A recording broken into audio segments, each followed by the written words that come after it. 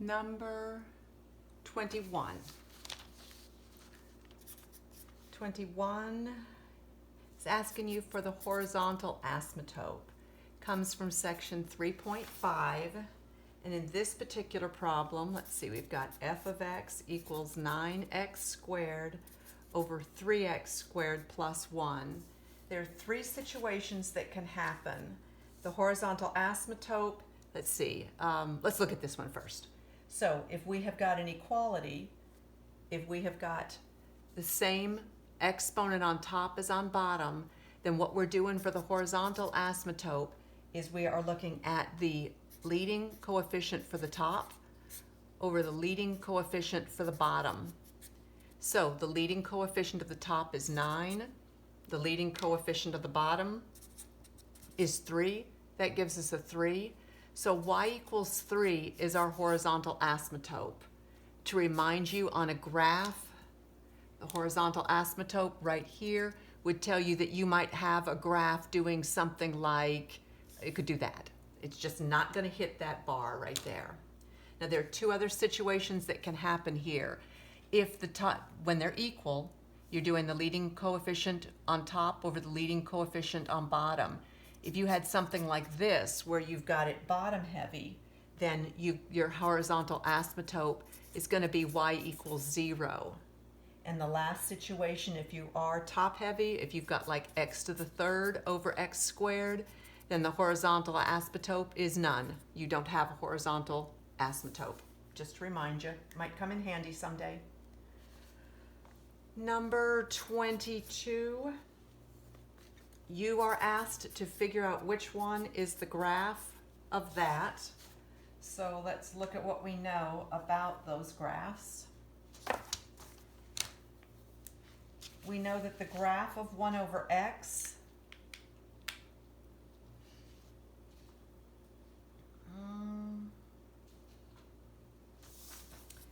know that the graph of 1 over x is going to go through there and go through there. No problem with that one.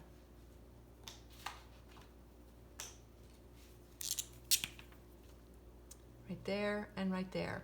So it's going to look something like that and something like that. That's the graph of 1 over x. So we need to shift these two. What I noticed though before we start shifting is that we've got a horizontal asymptote and a vertical asymptote. We have got this line coming through that we're not going to touch, that horizontal asymptote. What we're going to be doing is moving that horizontal asymptote. Well, we're not asked to move it sideways. There's no like x minus 3 here, which would tell us to scoot our shapes positive 3, because remember it lies there. But outside here it says plus 2. So we're going to be shifting everybody up 2. So this horizontal asymptote is now going to find itself up here at y equals 2 line. And then these two shapes are just going to find themselves where they need to be. So right here, up 2 moves them right there. And we're going to end up looking at that. This guy, there's his little belly button, move him up 2, and we're going to end up looking at something like that. So we're just shifting them up 2, nowhere sideways, just up 2. And that's what you're looking for on the graph.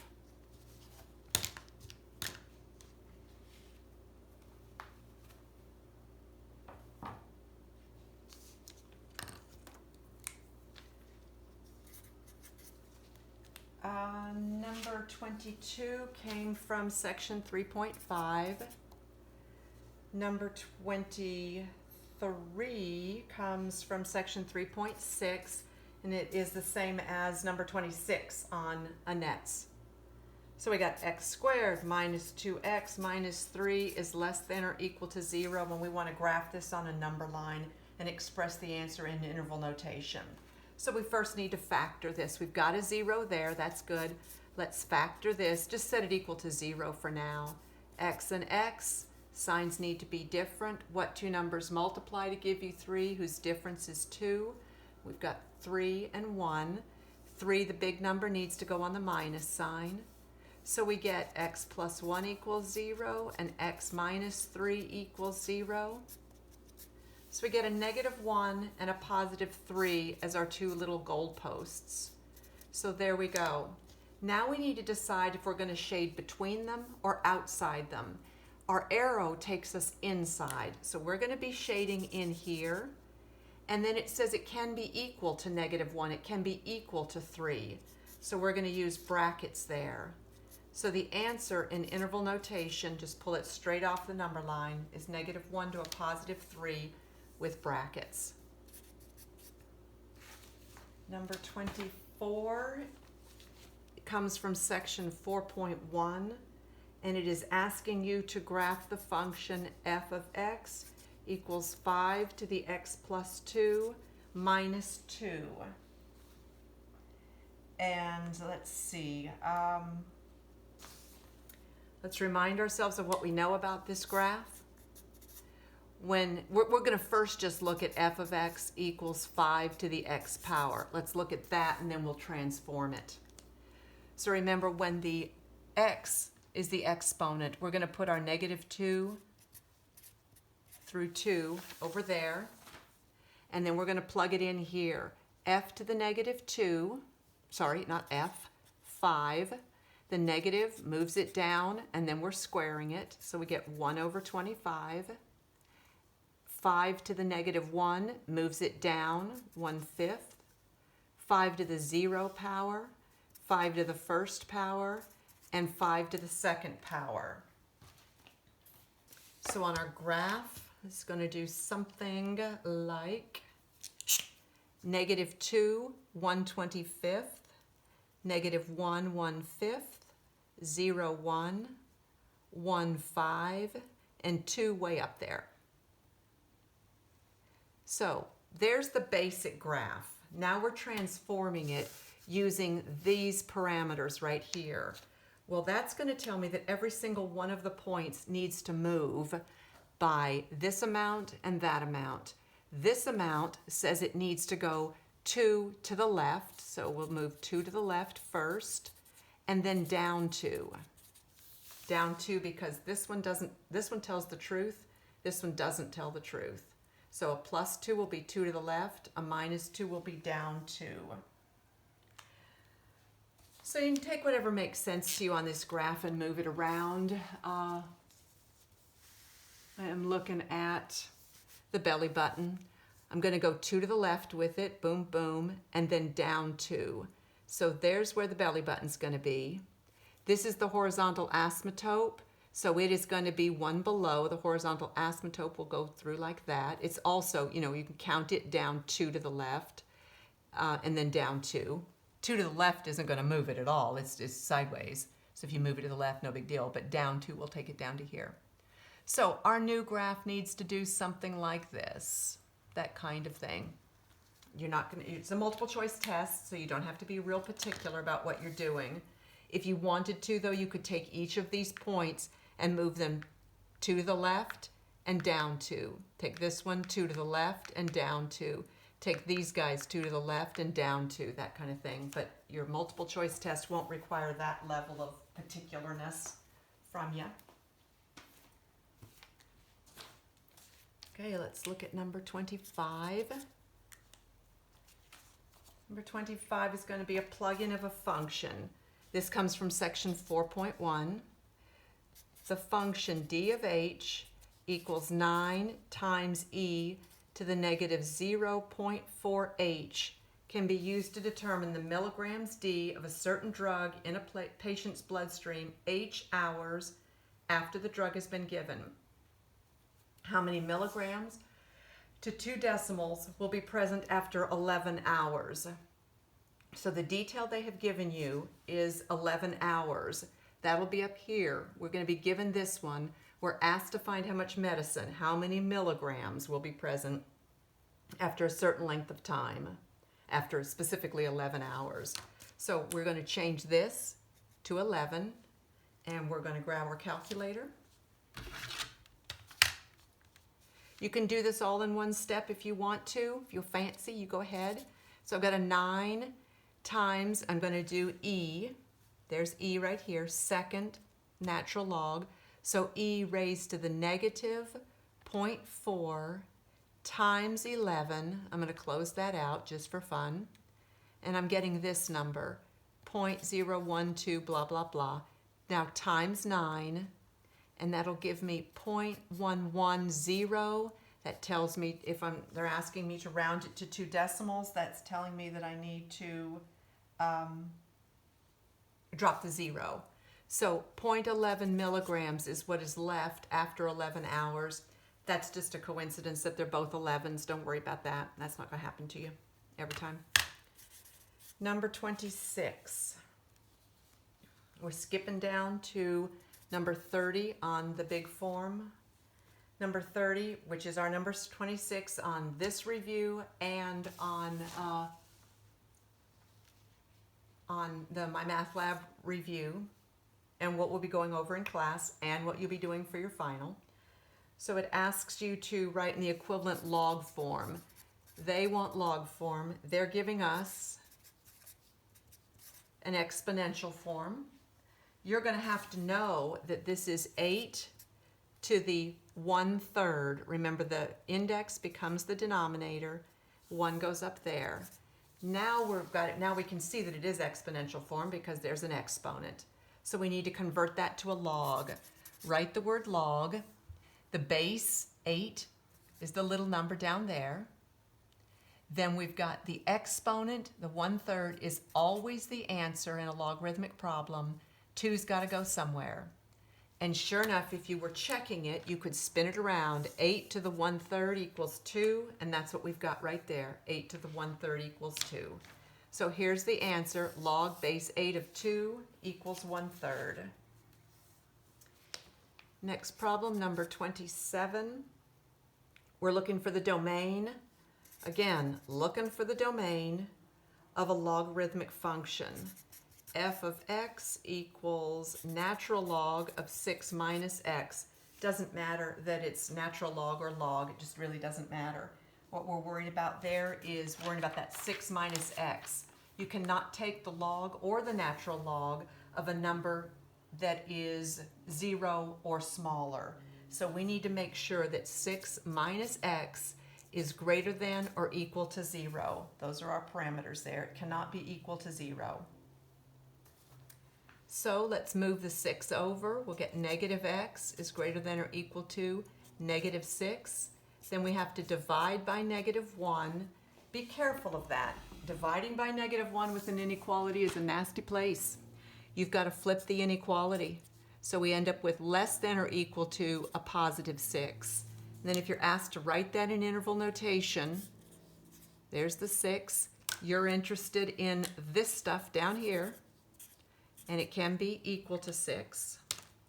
So we end up with negative infinity to positive 6, and including 6. Number 28. Let's see. That problem comes from 4.2. Number 27 did. The next one comes from 4.3, and we're asked to expand the logarithmic expression based on the properties. Okay. So we've got 2 things that are getting multiplied up here, 1 thing that's getting divided. To remind you, the multiplied things are added. So we'll have log base b of x plus log base b of y to the 4th. We'll do something with that 4 in just a minute. Then we're dividing, so minus log base b of z. We need to send that 4 to the front. So log base b of x plus 4 times log base b of y minus log base b of z. And we're good. Number 29 is doing the same thing. It's just a whole lot messier. This also, of course, comes from section 4.3. We've got log base a of x to the 4th on the cube root of x plus 5 over x minus 2 squared. It's very similar to the previous one in that we have 2 things to multiply on top, 1 thing to divide, and oh, I didn't see that z squared there. So z squared there, so I have to pull it in front. So 2 minus 2 log base b of z. Okay, that's what we're going to have to do here too. So we've got log base a of x to the 4th. You can swing that 4 in front. Then plus, and you need to know that this is equal to x plus 5 raised to the 1/3. That cube root is the same thing as 1/3. Remember, the denominator is the index. So we've got log base a of x plus 5 to the 1/3, which will sling around in front.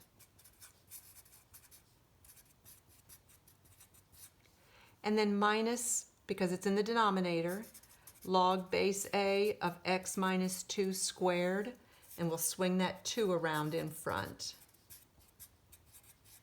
And there you go.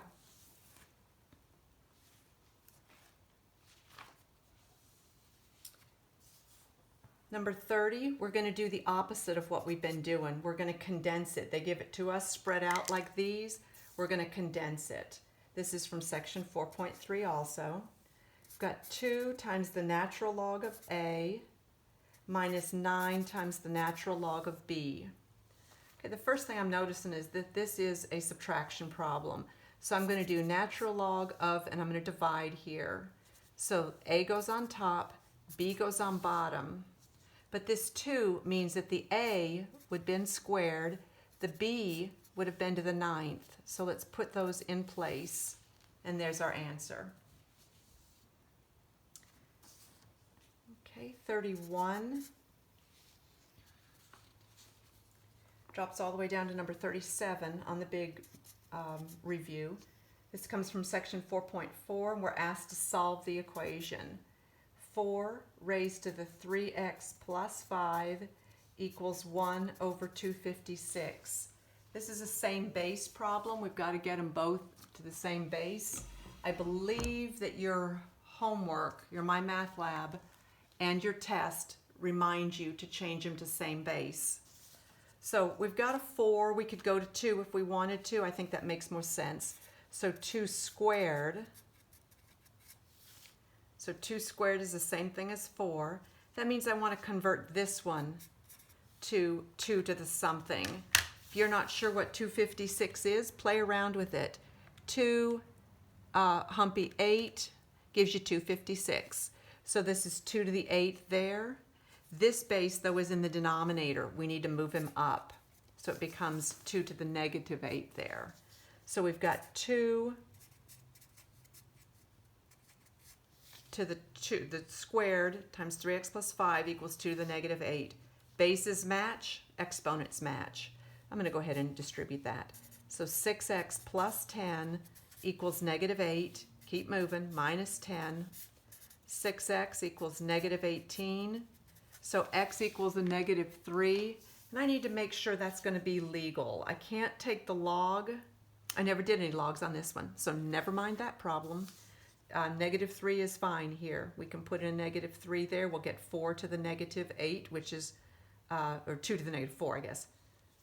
4 to, let's see, 6. That's not negative 9 plus 5. That's a negative 4. So 4 to the negative 4 will give us 1 over 4 to the 4th, which is 1 over 256. No natural logs or logs to worry about negatives on there. All right, let's look at number 32, which is from 4.4. We're looking at number 40 on, if you're looking at the big review. Log of 2 plus x plus log of x minus 2 equals log of 3. Those are all common logs.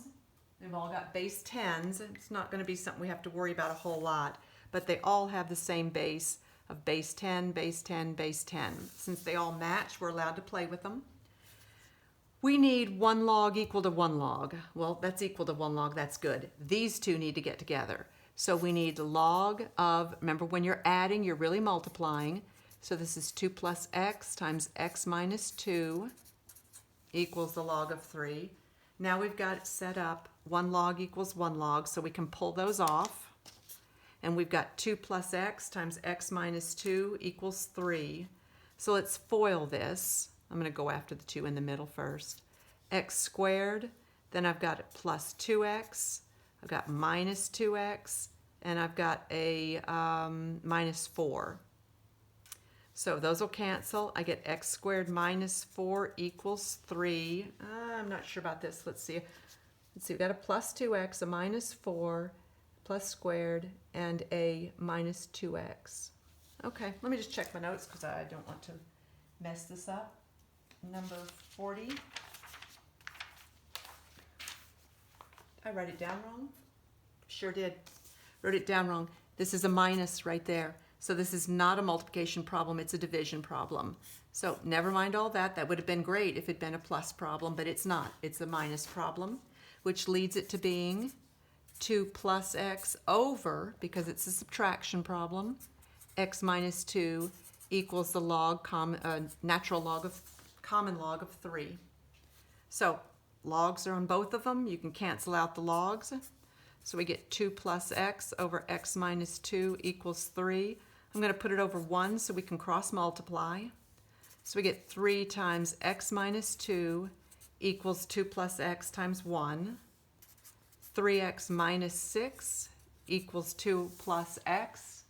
Keep moving. Let's get the x's together. I'm going to move the x's to the left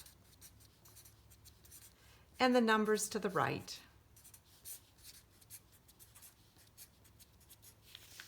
So we get an x equals 4 there. Let's make sure that's going to work out. We need to make sure that we are not taking a log of a negative number. So if we put in the 4 there, 2 plus 4 is 6. That's cool. You can take the log of a positive number. And then put in the 4 there. 4 minus 2 is 2. That's good. That's still a positive number that you're taking the log of. And the other side didn't have an x on it. So x equals 4 is the answer to number 32. Okay, number 33 comes from section 6.3, and you're given a matrix.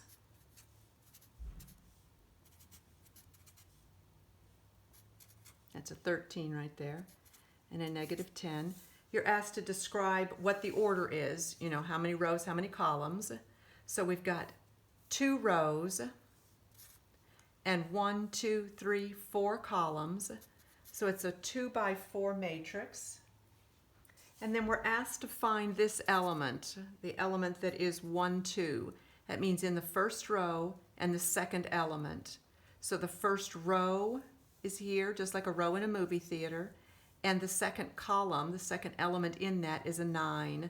So A sub 1, 2 equals a 9. So it's 2 by 4 and 9 sits in that position. Number 34 is finding A minus 2B for this matrix, and B is that matrix. Scoot this up a little bit.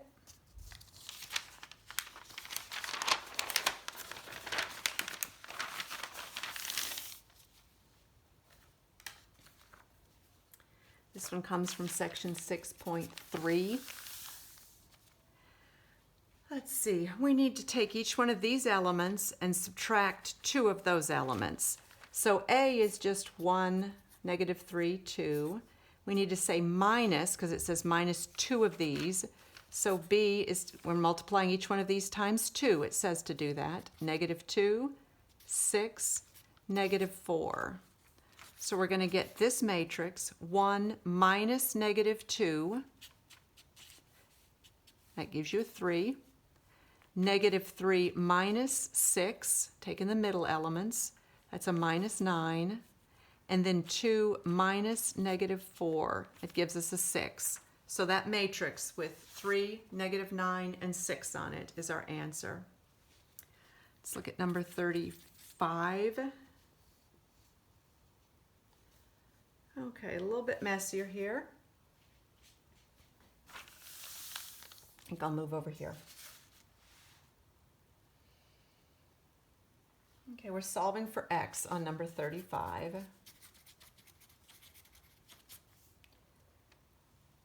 And they are asking you to solve for x in B minus x equals 3a. Okay, I remember some of you solving for x first, which is a good idea. So let's get x by himself. Let's get rid of this b. So we've got negative x equals 3a minus b, and then we've got to divide by negative 1.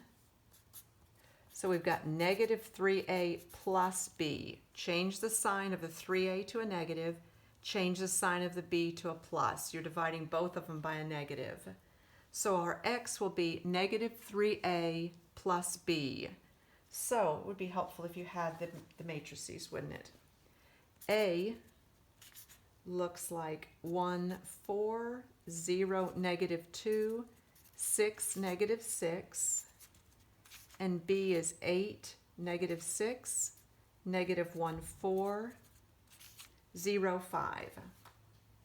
Okay, so the first thing we want to do is negative 3 times each of the a's. Then we're going to add b to it. So negative 3 times each of those. Negative 3 times 1 gives us a negative 3. Negative 3 times 4 gives us a negative 12. Negative 3 times 0 is a 0. Negative 3 times negative 2 is a 6. Negative 3 times 6 is negative 18.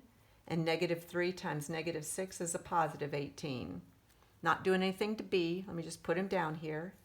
8, negative 6, negative 1, 4, 0, 5. Okay, let us add these together. That's what it says to do. Negative 3 plus 8 is a 5. Negative 12 minus 6 is negative 18. 0 and negative 1. 6 and 4. Negative 8 and 0. And 18 and 5. Let me compare to my answers and hope I got the same thing. That's a lot of little bitty details there. Yeah, that looks good. And that problem comes from section 6.3 also. Okay, number 36. We'll move this one, number 36. Looking for the determinant. The determinant, you've got a 1/6, you got a 1/4, you got a negative 7/9 sitting there, and an 11/5 sitting there. To remind you, the determinant is those two multiplied minus those two multiplied. So it'll look like 1/6 times 11/5 minus negative 7/9 times 1/4. That's calculator time. Let's look at 1 ABC 6 times 11 ABC 5. We get 11/30 out of that. Then we've got negative 7/9 times 1/4 equals negative 7/36. You have this minus here. It was given the minus. You have to subtract on a determinant. And this back half was a negative, so we're going to change it to plus. So we've got 11/30 plus 7/36. We end up with 101 over 180. So the determinant is 101 over 180. Good news for you, we're not doing anything with that. Remember all that mess in that one test. That was 36. Let's see, 37. 36 comes from section 6.5. 37 comes from section 8.1, that's series stuff. That a sub n equals 4 times 2n minus 1, and you're asked to come up with the first 4 terms. So a sub 1, everywhere we've got an n, we're going to put a 1 this time. 4 times 2 times 1 minus 1. So I'm just putting the 1 right here. Remember, this is just a signage. This just tells me what I'm doing. I'm using the a thing, and that's my first term. Inside the parenthesis, multiply first. That gives us a 2. Then do the subtraction in the parenthesis. 2 minus 1 is 1. 4 times 1 gives us a 4. A sub 2, do the same thing, except this time when you come through, put a 2 there because we're looking at our second term. 2 times 2 is 4. 4 minus 1 in here is a 3. 4 times 3 equals 12. Do the same thing now, except put a 3 in place of n. That's a 6. 6 minus 1 is 5. And 5 times 4 is 20. I'm looking at this progression. This needs to be a consistent progression. That's plus 8. That's plus 8. So I'm betting we're going to get a 28 out of this. Let's look at a sub 4. We're putting a 4 in for n. So 4 times 2 times 4 minus 1. This will give you an 8. 8 minus 1 is 7. And 4 times 7 is 28. There are the 4 answers.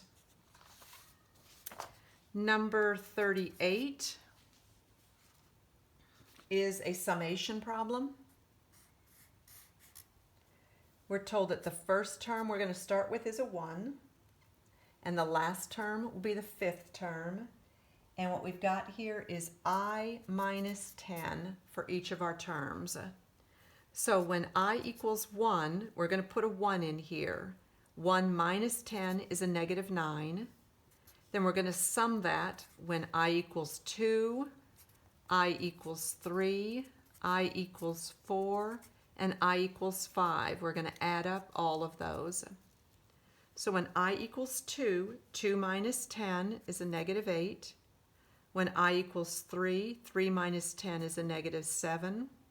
When I equals 4, 4 minus 10 is a negative 6. And when I equals 5, 5 minus 10 is a negative 5. All of those are adding together. Let's see, 5 and 6 is 11. 11 and 7 is 18. 18 and 8 is 26. 26 and 9 is 35. And they're all negatives. So we get a negative 35 out of that.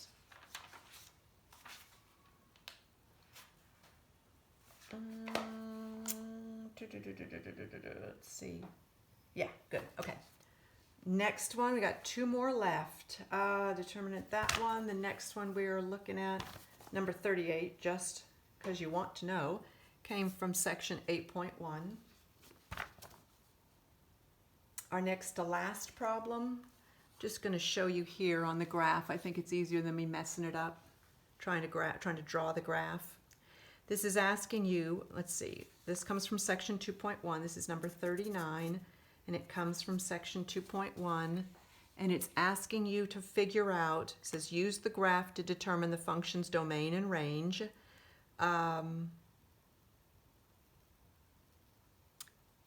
That isn't what I gave you. I'm almost positive. Okay, I wrote in here, and find f of negative 2. That's more important. That's what we're worried about. So f of negative 2 is what they're asking you for. Let's see what we can do about finding it. What f of negative, or this says negative 3, I think. We'll just find the f of negative 3.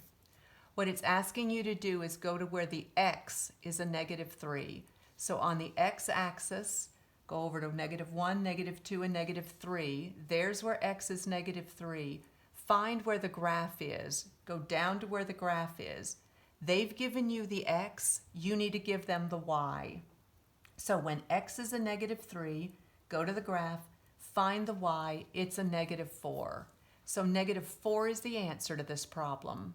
Domain and range, while interesting, are not part of what your test is going to be testing you about. So the answer here is a negative 4.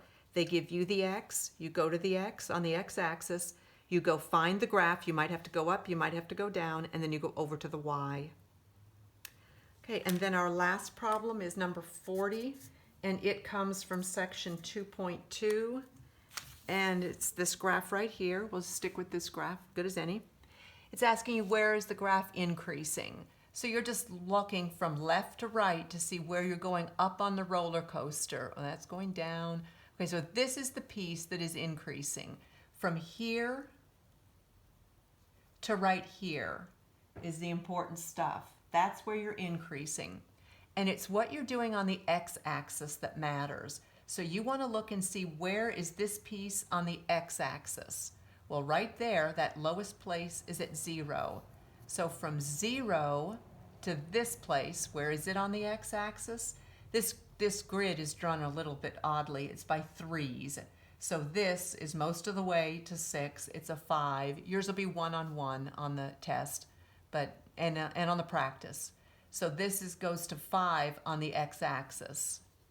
And then you're always going to use parenthesis for that because it never, it doesn't include there. It's stop dead in the water if you're stopping at 0. So we always have parentheses there. So 0 to 5. And we're done.